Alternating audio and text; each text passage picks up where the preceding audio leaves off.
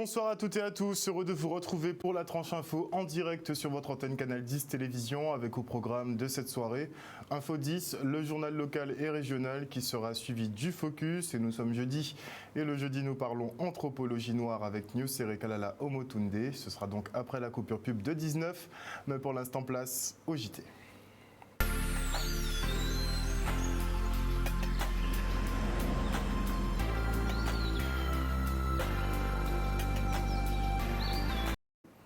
Nous sommes le jeudi 24 février 2020 et hier soir, le président russe Vladimir Poutine lançait une opération militaire spéciale sur l'Ukraine.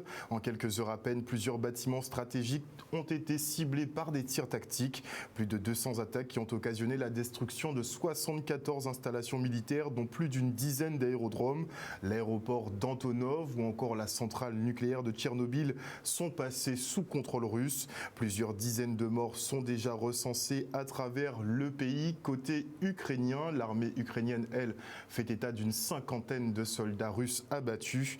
Et malgré les pressions internationales, Vladimir Poutine n'a pas l'intention de faire marche arrière et retirer ses troupes. Hier à la télévision, le président a été clair sur ses intentions. Il refuse catégoriquement que l'Ukraine rejoigne l'OTAN et permette aux Américains de gagner encore un territoire encore plus à l'est. Par ailleurs, le chef d'État russe veut démilitariser et dénazifier le pays, et ce, quoi qu'il en coûte. On l'écoute. Мною принято решение о проведении специальной военной операции. Ваши отцы, деды и прадеды не для того сражались с нацистами, защищая нашу общую родину, чтобы сегодняшние неонацисты захватили власть на Украине. Вы давали присягу на верность украинскому народу, а не антинародной хунте, которая грабит Украину и издевается над этим самым народом. Не исполняйте ее преступных приказов. Призываю вас немедленно сложить оружие и идти домой. Кто бы ни пытался помешать нам, а тем более создать угрозы для нашей страны, для нашего народа, должны знать, что ответ России будет незамедлительным и приведет вас к таким последствиям, с которыми вы в своей истории еще никогда не сталкивались. Autant dire que la situation est grave. L'OTAN qui soutient l'Ukraine prépare un arsenal de sanctions à l'encontre de Moscou qui devrait être principalement d'ordre économique. À la tête de l'éventuel mouvement de représailles, Emmanuel Macron, qui a la présidence du Conseil de l'Europe et qui indique que la réponse sera ferme. On l'écoute. Françaises, Français, mes chers compatriotes, cette nuit, la Russie a engagé une attaque militaire massive contre l'Ukraine. Ce choix délibéré, qui contrevient à tous les engagements pris par les autorités russes, est une violation de la Charte des Nations Unies et des principes fondateurs de l'ordre européen et international. Dans cette épreuve, la France se tient aux côtés de l'Ukraine. Je veux saluer le courage et la détermination du président ukrainien, des autorités et du peuple ukrainien. Leur liberté est la nôtre. En reniant sa parole, en refusant la voie diplomatique, en choisissant la guerre, le président Poutine n'a pas seulement attaqué l'Ukraine. Il a décidé de bafouer la souveraineté de l'Ukraine. Il a décidé de porter l'atteinte la plus grave à la paix, à la stabilité dans notre Europe depuis des décennies. Nous avions anticipé ensemble cette crise en menant un dialogue exigeant. Et aux côtés de nos alliés et partenaires européens, nous avons tout fait pour l'éviter. Elle est là. Et nous sommes prêts. À cet acte de guerre, nous répondrons sans faiblesse, avec sang-froid, détermination et unité.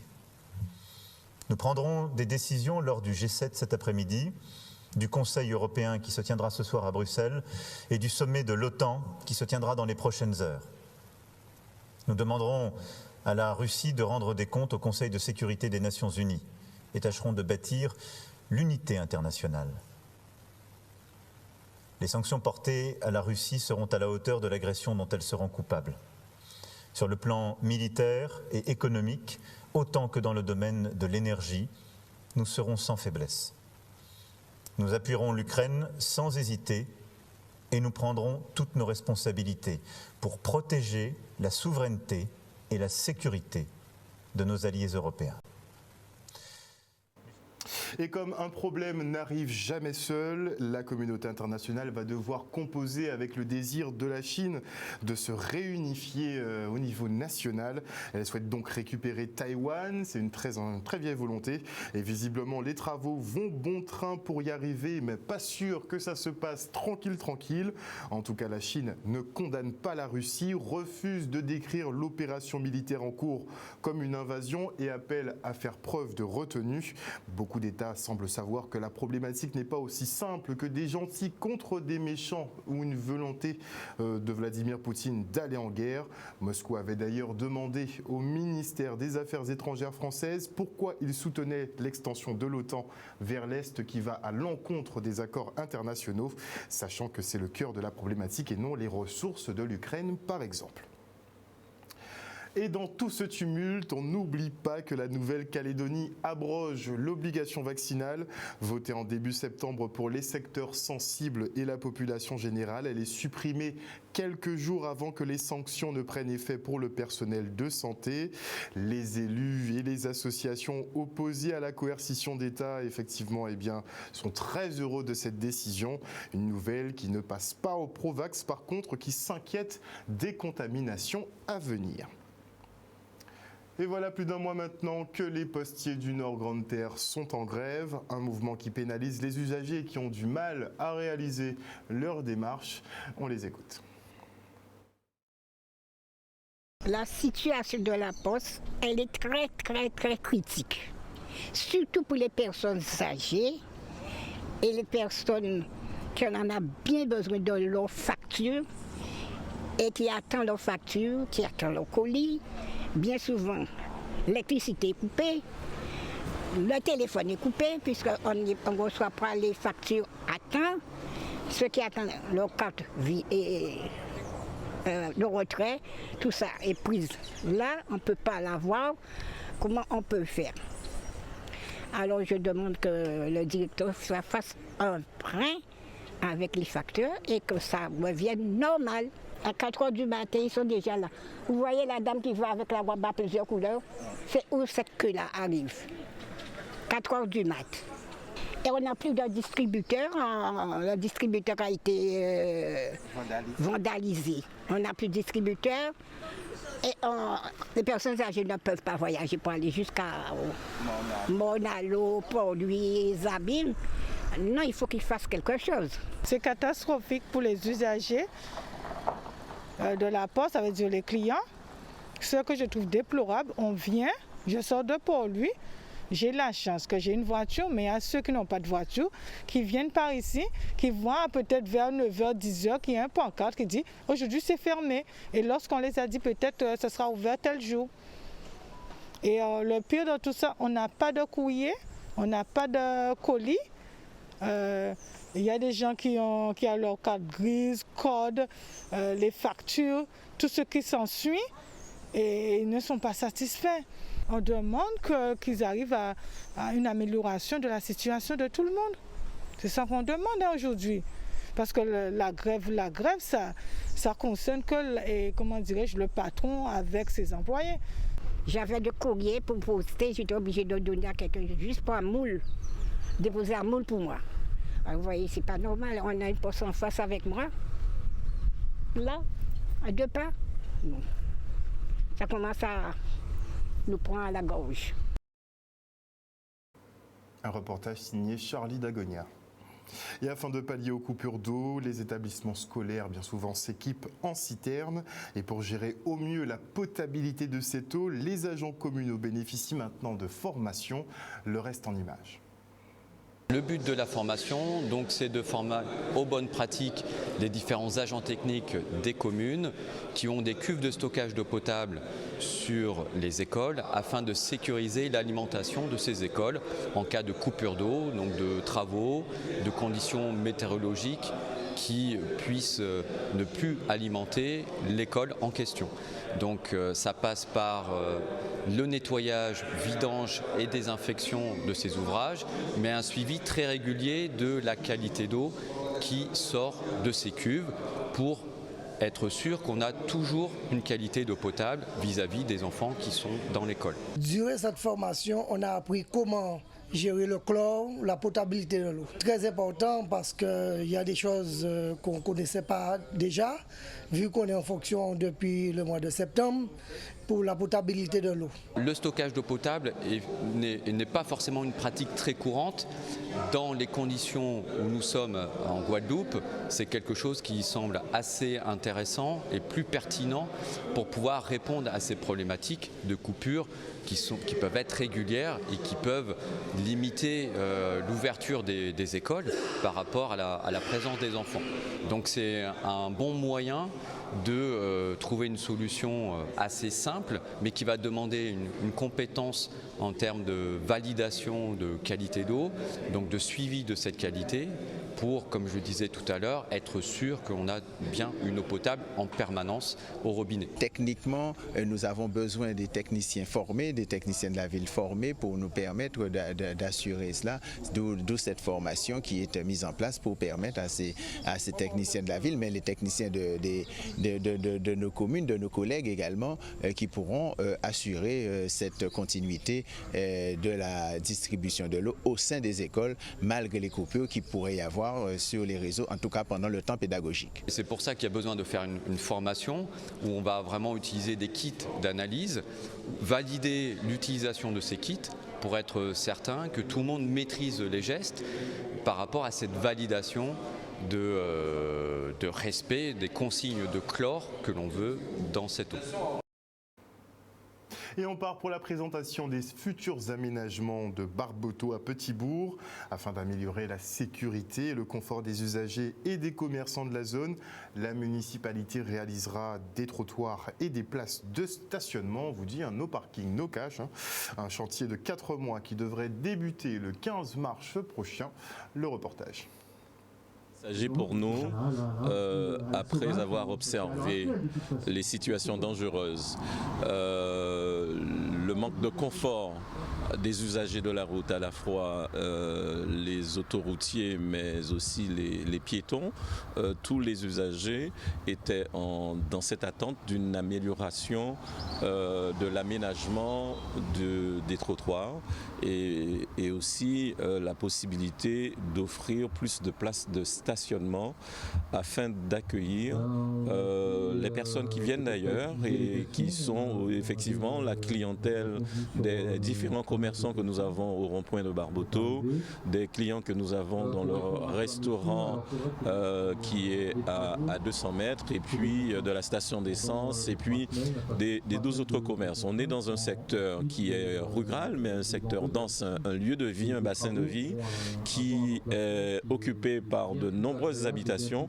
mais aussi de l'activité économique et de l'activité culturelle. Donc il nous fallait prendre des dispositions pour assurer de la sécurité et un meilleur confort de tous les usagers. Les travaux vont durer 4 mois, vont démarrer vers le 15 mars et nous aurons donc 4 mois de chantier qui, je l'espère, ne causeront pas trop de gêne pour la circulation, mais il est évident que pour effectuer de tels travaux, il y aura forcément de la gêne, mais nous savons que nous en attendons beaucoup et que ce sera plus de confort, plus de sécurité et un mieux vivre aussi pour nos concitoyens parce qu'il s'agira aussi de laisser de l'espace pour que les piétons soient dans le confort et puissent exercer leur activité sportive puisque dans ce secteur-là, effectivement, il y a beaucoup d'activités sportives.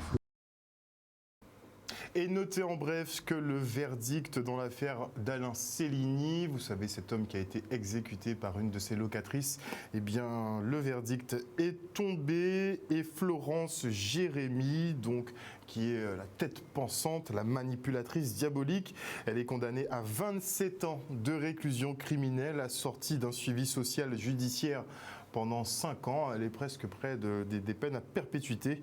Et Laurent Blocaille, qui l'avait aidé justement à exécuter M. Cellini et à dissimuler le corps dans les bois de Petit-Bourg, eh bien lui, il écope de 20 ans de réclusion pour meurtre. Et on enchaîne avec la ville des Abîmes qui, elle, forme ses hébergeurs afin qu'ils soient effectivement au max de leur forme. Ce webinaire qui a été mis en place donc par la direction du tourisme de la ville des Abîmes a été mis en place surtout pour les hébergeurs. Parce que nous avons constaté qu'il y a de nombreux hébergeurs sur le territoire de la ville des Abîmes et c'est un atout pour eux puisque la ville des Abîmes est au cœur de la Guadeloupe, à quelques kilomètres de l'aéroport Pôle-Caraïbes et puis nous connaissons les problèmes du réseau routier et donc il y a de plus en plus d'hébergeurs qui se sont lancés. C'est important de les aider, de les accompagner puisque ce ne sont pas spécialement des professionnels du tourisme et ni de l'hébergement. Donc la ville s'est positionnée pour pouvoir les accompagner, leur donner des conseils et on a vu que ce sont des jeunes aujourd'hui qui sont des expertes en termes de communication, en termes de numérique, en termes de visibilité photographique. Il y en a beaucoup qui se sont lancés mais qui ne s'y connaissent pas trop.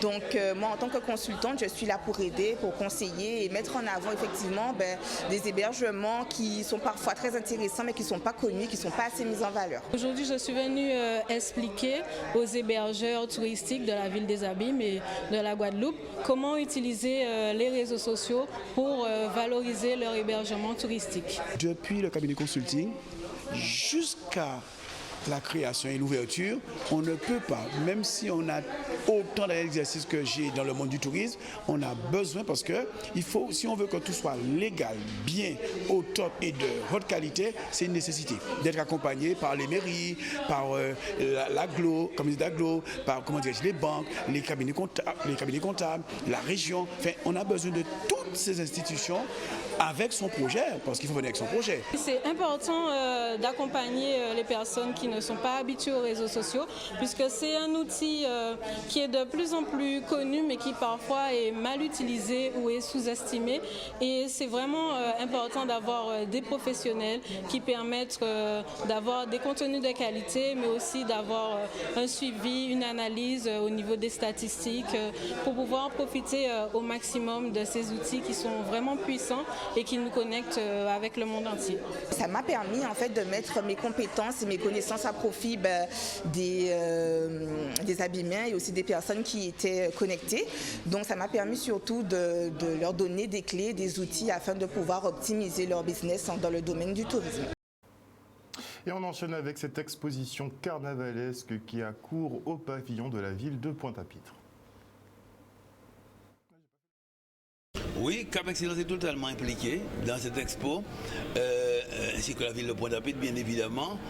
Il ne vous aura pas échappé que rien ne peut être fait hors de l'agglomération, rien d'important dans le carnaval ne peut être fait hors de l'agglomération, parce que traditionnellement, bien sûr, c'est le lieu où se concentrent les activités du carnaval.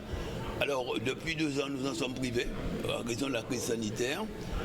Mais comme il y a une petite respiration cette année, donc les conditions ont été créées pour, sous bien sûr respect des règles sanitaires, que l'on puisse donc faire souffler quand même un petit air de carnaval sur la Guadeloupe et singulièrement sur l'agglomération pointoise. On a décidé ça courant du mois d'octobre au niveau du bureau, de faire l'exposition, et c'est Charlie qui a véritablement, mon deuxième vice-président, qui a voulu qu'on puisse faire une exposition photo, costumes, vidéo, afin de se mobiliser pour ce carnaval 2022 où au départ il n'était pas question d'une organisation dans les rues. Donc on a voulu mettre en avant cette exposition sur un site agréable, le pavillon de la ville de Pointe-à-Pitre.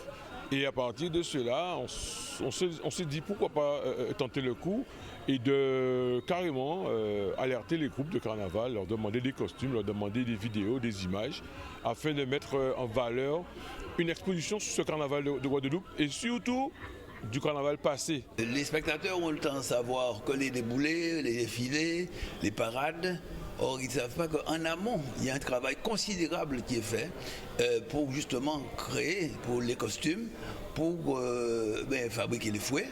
Il y a un travail inventif pour la mise en scène aussi, la scénographie. Donc tout ça est donné à voir lors des déboulés ou des défilés, des parades. Mais il est important de rentrer dans les coulisses, aller un peu justement dans les ateliers, voir un peu comment tout cela se prépare et voir finalement que le carnaval, c'est aussi l'intelligence guadeloupéenne qui est mise au service de l'art. Ça nous a permis aussi, cette période de non-carnaval, de réfléchir, de cogiter, de préparer. On est là encore à se dire comment organiser un carnaval en 2023. On se prépare déjà et à partir de cela, avec tout le monde, la presse, les EPCI, Cap Excellence, la ville de Pointe-à-Pitre, on pourra ensemble mieux élaborer encore un carnaval 2023 en le préparant suffisamment à l'avance. Un reportage signé Olivier Moradel. Et maintenant, je reçois Fabrice Boutrin, co-organisateur de la Jimise et membre du Syndipro. Bonsoir, monsieur Boutrin. Bonsoir, bonsoir aux auditeurs de Canal 10. Donc on sent que la situation finalement s'améliore. Techniquement, on devrait pouvoir plus ou moins sortir. Est-ce qu'on peut faire un petit point avec vous? Oui, selon le communiqué d'hier, les choses s'améliorent vraiment, mais pas pour nous, puisque nous, on a décidé de reporter justement suite au communiqué à la conférence de presse du préfet, parce qu'effectivement, on voit que le couvre-feu est maintenu, que les restrictions sont les mêmes et que pour l'instant, nous concernant, rien n'a évolué.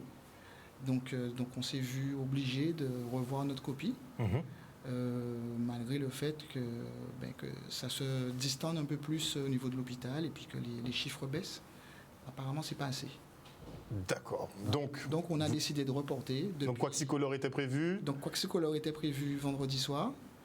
On attendait 800 personnes. On avait toutes les autorisations jusqu'à cet après-midi. Voilà. Ok. On a reporté hier, mais on a eu une interdiction cet après-midi. Enfin, bon, donc on vous autorise? On nous autorise et puis après on nous dit finalement non. Mais bon, c'est un peu le climat dans lequel on travaille depuis 2 ans. Toujours une incertitude. Il y a une incertitude, rien n'est acquis. Par exemple, je peux donner un exemple. Là, si on n'avait pas reporté, j'aurais eu 5 000 € de billets d'avion à payer. Un contrôle, effectivement. Voilà, par exemple. Puisque j'aurais pris les billets d'avion et j'aurais payé 5 000 € de billets d'avion. Qui me rembourse? Je ne sais pas. Parce qu'on n'a pas d'aide depuis 4 mois. Quand on cherche à bosser, on est interdit de bosser. Mais en même temps, on n'est pas éligible aux aides depuis le mois de novembre. Donc, voilà, on ne sait pas quoi faire, je ne sais pas.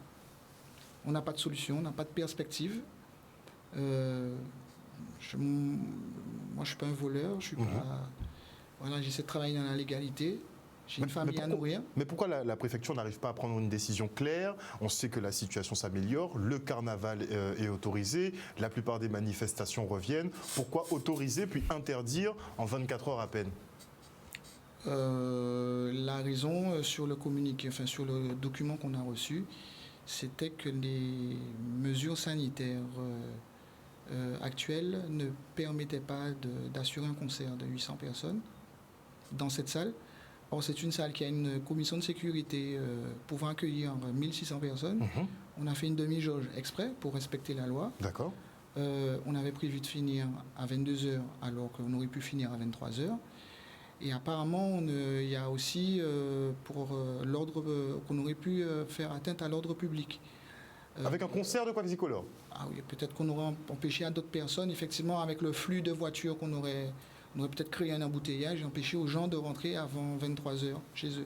Peut-être que ça aurait occasionné un embouteillage. Enfin, moi, c'est comme ça que je comprends ça. Vous essayez de trouver une explication? Moi, je ne vois pas comment on aurait... L'événement n'a pas encore eu lieu. C'est un concert qui était censé être assis, de Quaxicolor. Il y a une tranche d'âge quand même, sans rentrer dans quoi que ce soit, une tranche d'âge quand même entre 35 et 60 ans. Je ne vois pas où est le trouble à l'ordre public qu'on aurait pu imaginer en amont. Ouais. Parce que c'est ça le motif. C'est d'autant plus surprenant quand on peut mettre en parallèle la fin des jauges dans les restaurants à compter de vendredi et la fin des jauges dans les centres commerciaux également. Voilà, et puis nous, c'est toujours un peu bâtard, c'est pas clair. Rien n'est clair nous concernant. Nous sommes les vilains petits canards qu'on punit. Donc on a le droit d'acheter à manger, on a le droit d'aller dans les centres commerciaux, on a le droit d'aller dîner, mais on n'a pas le droit de s'amuser dans un cadre organisé, prévu à cet effet, avec une licence d'organisation. Puisqu'on le dit, les événements se poursuivent. Hein. Voilà. Il y a des événements qui se font. Je précise, moi je suis organisateur de spectacles professionnels, je ne fais que ça, j'ai des licences de spectacle. Nous avons loué un site qui est homologué, qui a une commission de sécurité toujours valable, d'accord, avec une licence 1 d'exploitation.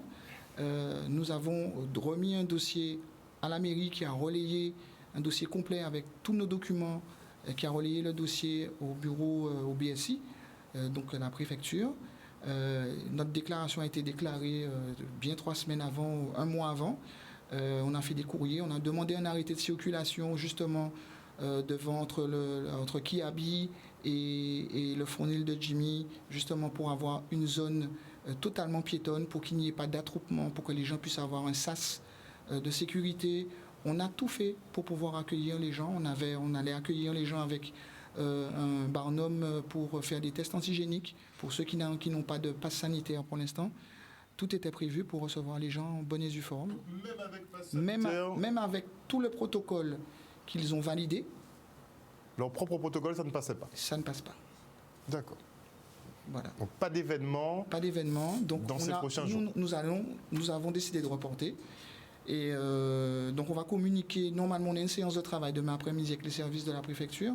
J'espère que dans l'ordre du jour, on pourra effectivement inclure cette fameuse période de reprise pour pouvoir annoncer une date éventuellement entre lundi et mardi de report et une période de report carrément pour tous les événements qui se sont annulés d'ailleurs ce week-end.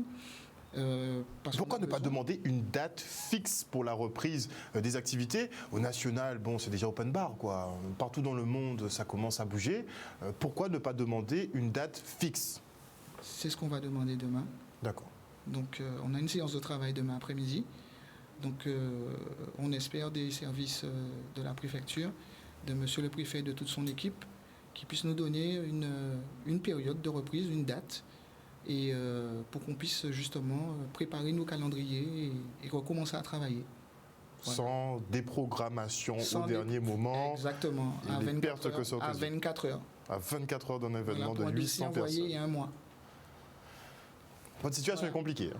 Voilà. Franchement, depuis 2 ans. On voulait juste dire à notre clientèle qui attendait cet événement que lundi, on va communiquer justement sur la date de report, qu'on fera suivre sur les réseaux sociaux et sur les ondes la procédure éventuelle de remboursement pour ceux qui ne seront pas disponibles pour cette nouvelle date de report, mais de ne pas s'inquiéter, que la billetterie est en place, qu'on ne va pas se cacher, que les tickets qui devront être remboursés seront remboursés, et qu'on attend justement cette séance de travail pour savoir à quel moment on pourra commencer à travailler. Donc d'ici lundi, ils pourront être fixés. Voilà. Merci beaucoup en tout cas Fabrice Boutrin d'être venu effectivement nous présenter cette problématique qui perdure pour l'événementiel guadeloupéen qui visiblement n'a pas vraiment encore le droit de reprendre. Merci encore. Merci. Voilà, chers téléspectateurs, nous sommes arrivés au terme de ce journal. Merci pour votre fidélité. N'oublie pas qu'en ce moment, une opération militaire est en cours en Ukraine. Les Russes sont en train de dominer la situation. J'étais en train de regarder les postes du ministère de la Défense ukrainien.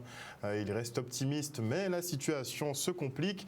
L'OTAN devrait intervenir, mais pas militairement. L'Allemagne a déjà dit qu'elle n'avait pas les capacités d'intervenir. Elle n'a pas les équipements, elle n'a pas les soldats nécessaires, donc ils verront un autre appui technique à l'Ukraine. Restez branchés, vous pouvez me suivre aussi sur Instagram, j'essaie de faire des partages pour tenir tout le monde informé sur ce qui se passe. Une bonne soirée à vous, bisous bisous.